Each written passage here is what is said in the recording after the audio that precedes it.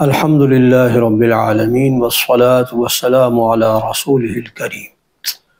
ناظرین محترم، آج ہم روزے کی امتیازی خصوصیات سمجھنے کی کوشش کریں گے۔ روزہ ایک ایسی عظیم عبادت ہے کہ اس کے امتیازی پہلو پر غور کیا جائے تو پتہ چلتا ہے کہ یہ بڑی عظیم عبادت ہے۔ سب سے پہلی خصوصیت یہ ہے کہ قرآن حکیم میں روزے سے متعلق مکمل احکامات، یعنی اس کی فرضیت، اس کی حکمت سے متعلق تمام تر تفصیلات ایک رکوع کے اندر جمع کر دی گئی ہیں۔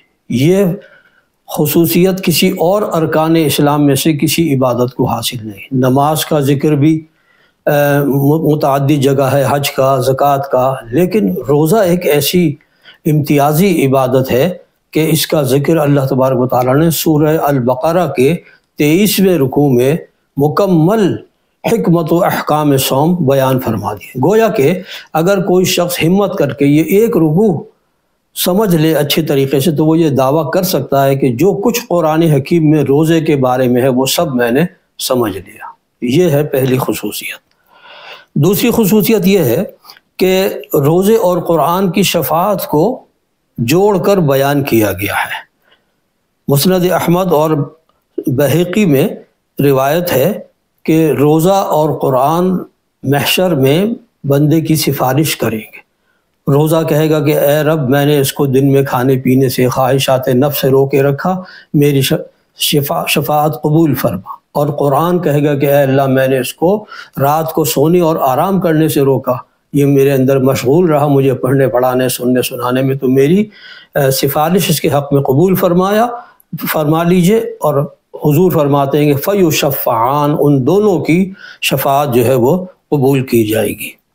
اسی طریقے سے بخاری میں روایت ہے، حدیث قدسی ہے، اللہ تبارک و تعالیٰ فرماتے ہیں کہ بنی آدم کا ہر عمل اس کے لیے ہے سوائے روزے کے۔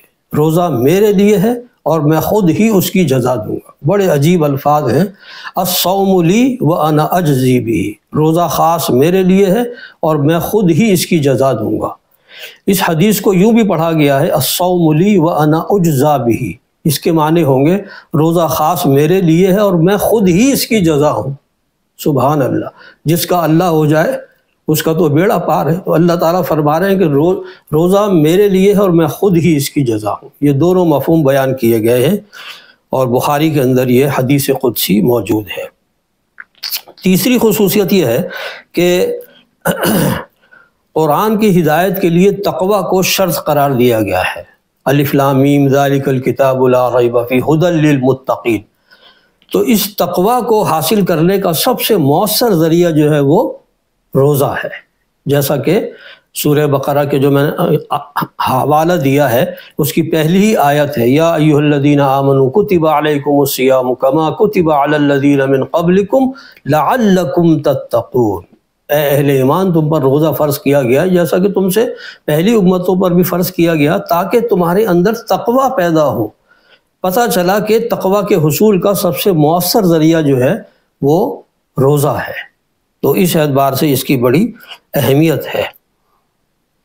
اسی طریقے سے ہم یہ جانتے ہیں کہ ہر عبادت کا ایک ظاہر ہوتا ہے۔ ایک شخص نماز پڑھ رہا ہے تو اس کے رکوع سجود کو دیکھ کر، قبلہ رخ اس کو پڑھتے ہوئے دیکھ کر ہم اندازہ کر سکتے ہیں کہ نماز پڑھ رہا ہے۔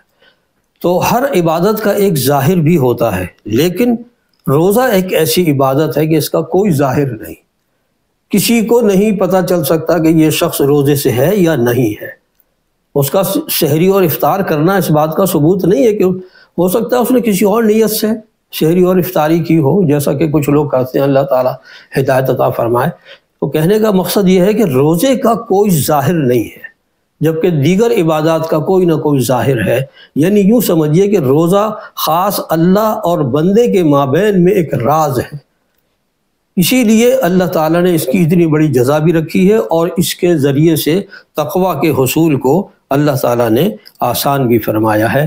تو یہ ساری جو فضیلتیں ہیں اور امتیازی خصوصیات ہیں یہ روزے کو حاصل ہیں۔ اللہ تعالیٰ ہمیں روزوں کی قدر کرنے اور ان کو پورے آداب و شرائط کے ساتھ رکھنے کی توفیق عطا فرمائے۔ آمین۔